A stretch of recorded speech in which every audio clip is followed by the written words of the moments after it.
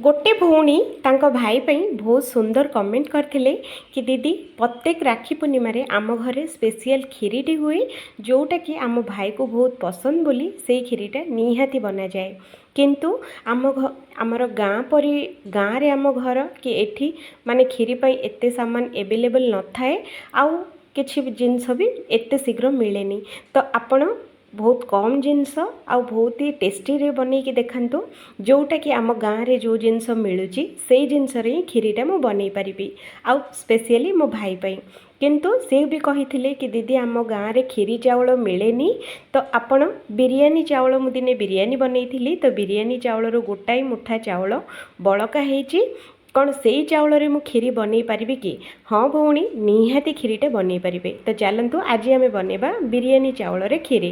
तो ये बिरियानी चाउल खीरी पई आमको दरकार प्रेशर कुकर रे ता धीरे 2 चामच घी दबा आ घी गरम हो सारा पर काटी रखाइथबा बादाम एठी आमे दबा सांगरे सेइथरे किछि काजू मिसेबा आ एठी मु दोची बादाम आउ एठी आमे पूरा स्लो फ्लेम रे 2 रु 3 मिनिट याको बढ़िया से भाजी नबा तो देखो फ्रेंड्स एमती करके पूरा स्लो फ्लेम रे याको भाजबे बेसी कड़ा करबा बिल्कुल दरकार नहीं हल्का हल्का टिके नाको कलर चेंज हो गला परे बाहर करि नबा आउ एठी देखंतु घीटा अच्छी तो बळीची तो या धीरे कौन करबा गोटे चामच चीनी एठी आमे दे दबा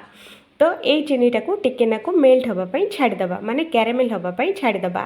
तो एपटे देखंतु मु सेई मुठाई चाउल नेची बिरियानी चाउल जोटा कि मु 2 रु 3 घंटा चाउल को भिजै देछि तो देखि परथबे आपण माने भी जदी बनेबे बिरियानी चाउल रे तो चाउल को भिजै की बनेबा द्वारा यार टेक्सचर आउ टेस्ट बहुत बढ़िया थाए तो ये देखो 2 रु 3 घंटा भिजिला मात्रे चाउलटा केते सुंदर भिजी जाइए आउ हाथ में टिके नाकु क्रॉस कला मात्रे एकदम गुंड गुंड हो जाउची एमिति भिजिबा निहाती जरूरी तो ये भिजा होता चाउल को चलतु एपटे देखो मु घी जो बसई थी घी चीनी ए घी चीनीटा एकदम कैरामेल हो जाइए तो देखिपे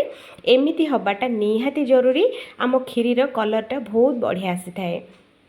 तो आम चीनीटा तो बढ़िया से फुटीगला घी धीरे तो चलतु एबे जो आम जो भिजे कि जो रखी थे चाउलटा से बिरियानी चाउल एठी आमे देदबा एठी देखि परथुवे फ्रेंड्स मु गोटाई मुठा चाउल नेची अधिक बिल्कुल भी नेनी जो मिति से भौणी कही सेम सेमिति मु बनैची तो ये आम कौन करवा चाउल दे सारा पर 2 रु 3 मिनिट आपको एमती ही भाजवा आउ हाँ ध्यान रखिए गैस रो फ्लेमटा को स्लो रखिए स्लो फ्लेम रे ही 2 रु 3 मिनिट निहाती भाजबे तो ये देखो चाउलटा केते सुंदर भाजी होची स्लो फ्लेम रे भाजिले टेस्टटा बहुत भल दिए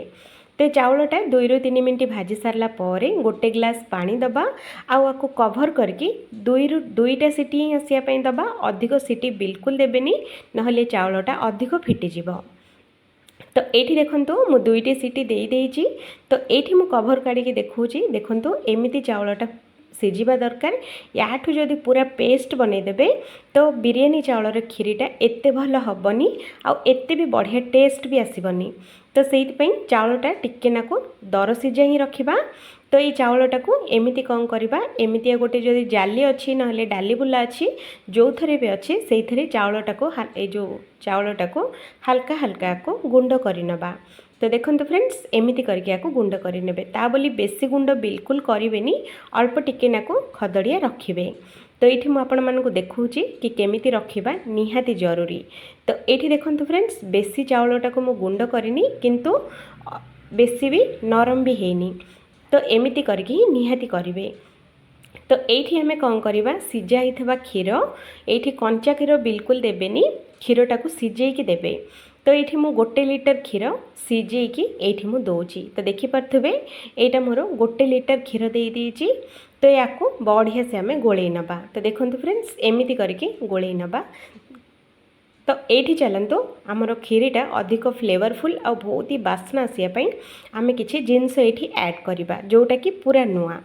तो ये मु पकईवाई मु नौची देखिपे गोलमरीच आउ ये मु लवंग नहीं 5 रु 6टा आउ गुजराती 4टा को छेचिकी मुझे देउची ए 3टा देवा द्वारा टेस्टा बहुत भल आसी थाए सांगरे तेजपत्र 2टा आउ जेहेतु कि आम मीठा जिनस बनाऊे तो से लुण गोटे पिंच ये आम दबा इच्छा थिले दे पारिबे नहले पूरापूरी स्किप करें तो ये खीरीटा को गोलेकी सिझाई छाड़ीदबा आउ गोटे साइड रे अध गिना क्षीर नबा माने गोटे छोट ग्लास रे अध ग्लास क्षीर सीझा होता क्षीर आधे गोटे चामच कस्टर्ड पाउडर ये आम देदेबा देकी आपको भल भाव एमती करके गोल नवा। तो देखो एमती करके गोल ने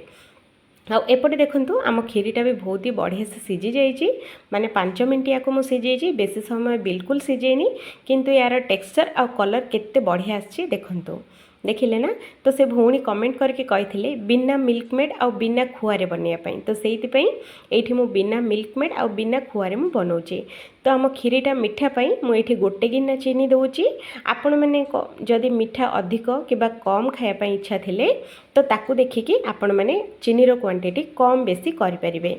तो ये देखो फ्रेंड्स आमर चीनी मुझे चीनी देला परे याकू आउ बेसी समय बिल्कुल फुटेबानी बास आउ गोटे 5 मिनट खाली फुटेबा। तो ये जो आम जो कस्टर्ड पाउडर गोले रखी थे जो क्षीर रे से कस्टर्ड मिल्क ये आम देदेबा दे सारा पर आपको भलसे थरे गोले नवा। तो देखो एमती करके आपको गोले नवा। तो देखो फ्रेंड्स खीरीर टेक्सचर आउ कलर केते बढ़िया आछि देखिले ना।